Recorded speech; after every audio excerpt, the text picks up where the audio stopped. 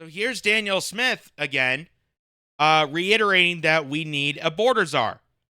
And just like what's happening with Tom Holman and Presley Dr. Phil, we need someone that actually is understanding the security aspect of the border situation. Now, we have Mark Miller as the current immigration minister, but even Mark Miller's case, he is just completely out of it. I mean, you saw in the last segment uh, on Wednesday there where he was interviewed by CTV News, and he was literally malfunctioning in the interview. Well, are you concerned about the border security? Are you going to do anything to do that before the tariffs? Yeah.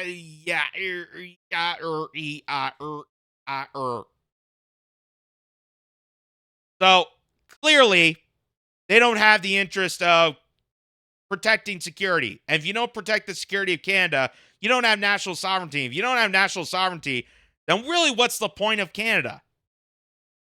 Is the argument I've stated about this. That's why you have borders. That's why we have a nation. Because you don't have border security, you don't have a nation, and if you don't have that, then why even call ourselves Canadians? That's exactly what the billionaire class wants. That's what people like George Soros and all these billionaires that don't see sovereignty. That's what they want. But for us, we want to keep our identity. We like being Canadians. So here's Danielle Smith making the case that we need some sort of border czar, which I'm very conflicted with the word czar. Like, we're not Russian royalty here. But we need someone in charge of the border. Here's what she says. On November 25th, President Trump publicly warned that he would impose tariffs on Canada unless we take action on critical border issues such as cracking down on fentanyl, other illegal drugs, and illegal immigration. And I've been clear from the beginning that we must take President Trump's statements on border security seriously and to take action immediately, rather than focusing on inflaming the issue with rhetoric around retaliation. Today, U.S. President Donald Trump's Commerce Secretary nominee, Howard Lutnick, stated during his confirmation hearing that, quote, "If we are your biggest trading partner, show us the respect, shut your border. This is a separate tariff to create action from Mexico and action from Canada. As far as I know, they are acting swiftly, and if they execute it, there will be no tariff. And if they don't, then there will be." Let me say it again. The one thing that we can do this week, in just the next couple of days, to have the best chance to avoid tariffs is to show clear and unequivocal action to secure the border. This should start with the appointment of a Canadian border czar to work with the new American border czar to jointly crack down hard on fentanyl and illegal migrants. Is this likely to end the threat of tariffs entirely? I don't think so. I think there will be other things that we will need to work on, and we will do so. But I am convinced, after speaking with dozens of elected U.S. representatives, administration officials, and the president himself, that this is the most important first step. Today, I reiterated this to the premiers, Minister LeBlanc, Minister Wilkinson, and Prime Minister Trudeau, and I hope it is acted on by the end of this week before February 1st. So that statement there, a rational statement, a rational argument to say we can actually get this done. We can actually deal with Trump's tariff threats, which aren't really threats. It's a proposal. If we actually are serious enough to defend Canada and defend the borders and crack down on the migrants, crack down on the illegal criminals entering the country of Canada that are part of drug cartels. And we have seen numerous reports about this for many years now, and still to this day, nothing's being done about it. Nothing's being done about it. And even though they like to wave the fact that, oh, we got a proposal, we got that $1.6 billion proposal to secure the border, what actually has been done of that? Because here we are, January 31st. Tomorrow, the tariffs are on. And we only got that extension because Daniel Smith went down to Donald Trump himself and negotiated and counteracted and gave a defense to say Canada will actually care about security. But none of the other politicians will do that. None of the other politicians will do the actions of Daniel Smith. They actually mocked Daniel Smith for this, for being the most sensible person in this process to actually deal with border security. So here is Fox Business Network went to Alberta, and Daniel Smith tweets out, Fox Business and Fox News visit us at our Alberta border and have been running news stories like this all day. And again, I think this is actually brilliant, because what does the president watch? He watches Fox News. That's his favorite program. He likes Fox and Friends. He watches all the shows there. So the more right-wing media, which it's all corporate media, I don't even know why I call it right-wing, but in cases like Fox News, for them to show Alberta and to show that Canada's actually serious is actually a win for us. That Fox News being Alberta and showing, hey, they're doing something about border security, that's going to leave an impression on Trump, and that maybe could get us to the step of bringing down the tariffs. So this is actually a win. Unlike what the rest of the media is trying to convince you, this is actually a win. And she says, again, Justin Trudeau, please appoint a border czar by this weekend. He won't. Sadly, he won't. And let's demonstrate to Donald Trump and our American allies how we are securing our border right across this country. And this is not just for America. This is for us. This is for Canadians that are also fed up with this. But they don't highlight that. They don't highlight the fact the majority of Canadians agree with this. The majority of Canadians are fed up with the open border policy implemented by corporations and a corrupt government. So here's Fox in Alberta, Fox News in Alberta, making a statement for Canadians and actually defending the country, because we're actually starting to take border security more seriously. Watch this.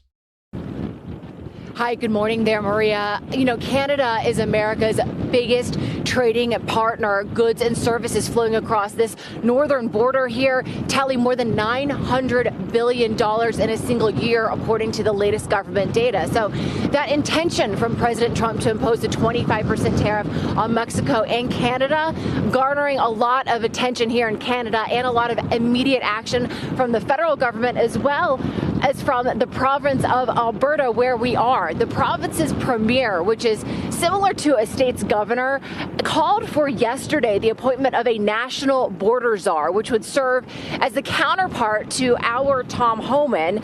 Premier Danielle Smith talked with us earlier this week, about Alberta's efforts to meet Trump's concerns about securing the border by investing roughly $20 million of provincial funds to secure Alberta's portion of the border that it shares with Montana. Listen here.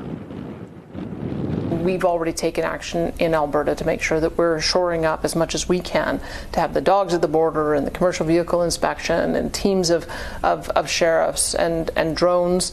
That's what I think the president wants to see, is that we're taking it seriously, that we're going to stop the flow of drugs and guns and people across the borders.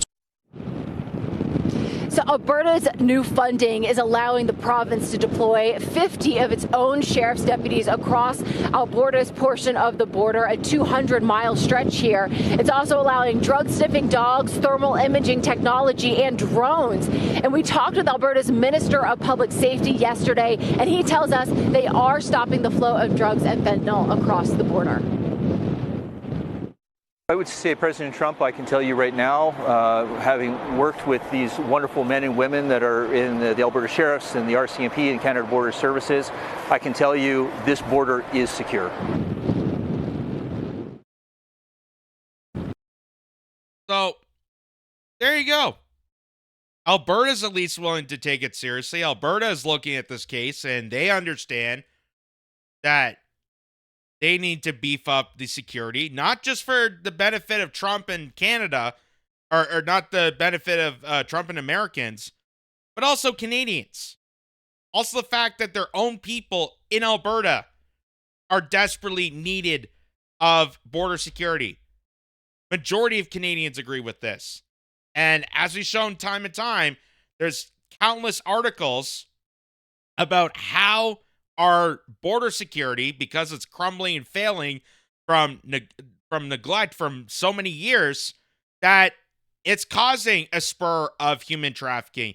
There's a spur of drug trafficking and guns and illegal crimes coming into Canada. And then they're going into the United States because, again, we don't have a proper border protection.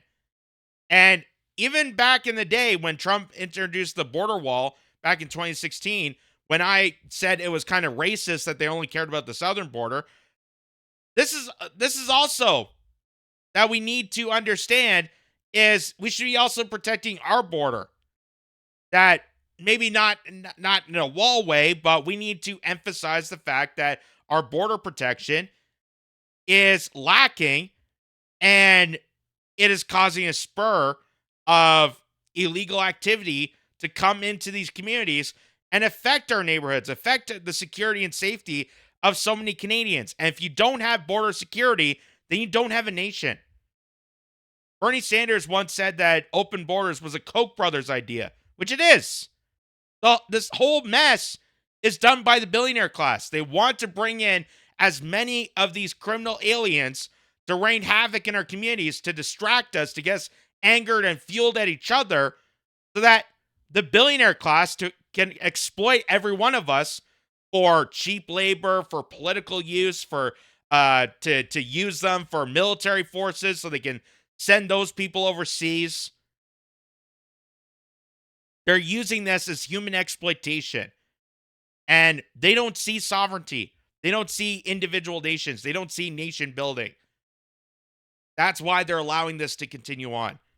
But there are people that don't see the good in this. There are some people that they still continue to drink the, I don't know what you call it, the establishment Kool-Aid, if you will, that are completely not understanding this point. So this woman, Wenda Ismay Toes, I don't even know how to pronounce her name. She states, get in your lane, Danielle. To the premier, get in your lane, Danielle. You're a premier, not a prime minister, nor are you anything on the federal level. You have already betrayed Canada.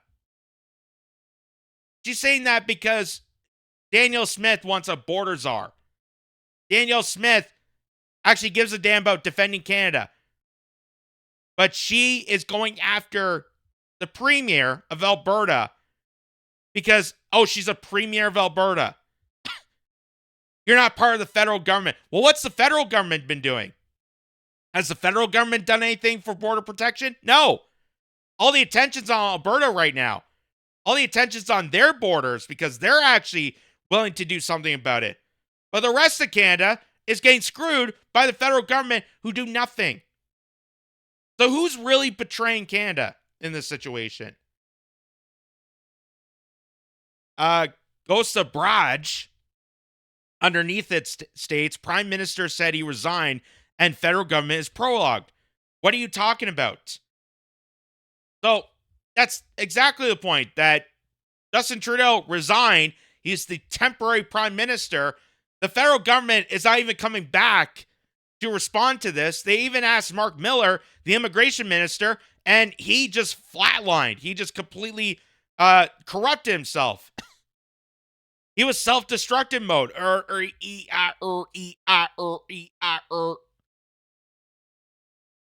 So they're not taking it seriously, but someone is.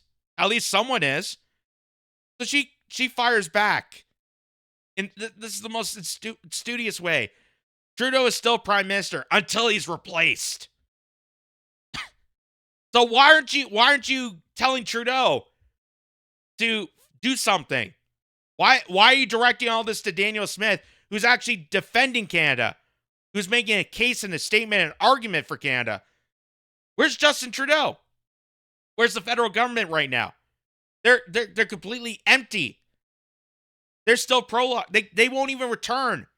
They know the tariffs are coming. They know they want to take it seriously, but not serious enough to actually get back to House of Commons to to negotiate a deal or proposal, do something.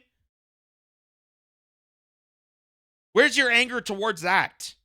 Where's your anger towards that? But no, it's a cheap shot at Daniel Smith because Daniel Smith is the premier of Alberta, and Alberta's like the Texas, and going after that is like going after Republicans and blah, blah, blah, blah. It's left versus right. No, it's us versus them. That's how it is. We're trying to defend Canada. That's all we're doing.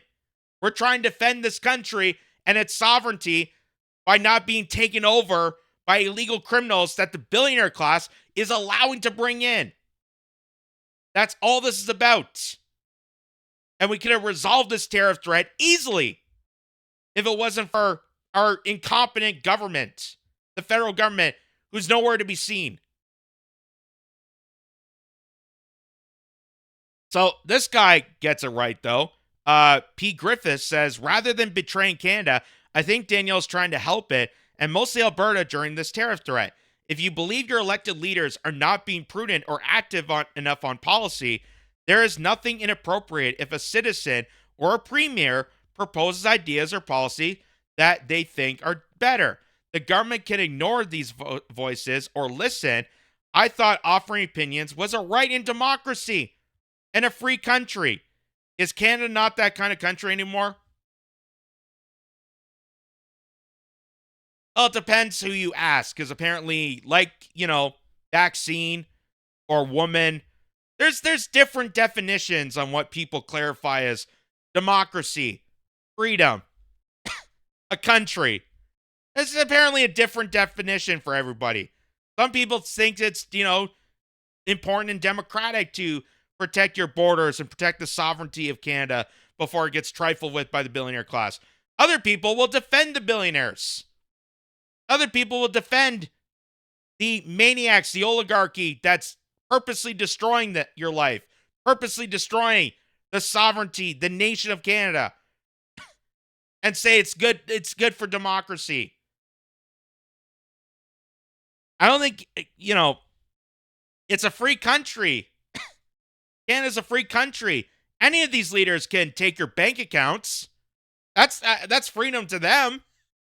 They'll take your bank accounts. They'll freeze your assets. They'll charge you. They'll criminally prosecute you for posting things online. They consider that freedom. They consider that democratic. Not for us. Not for us whatsoever.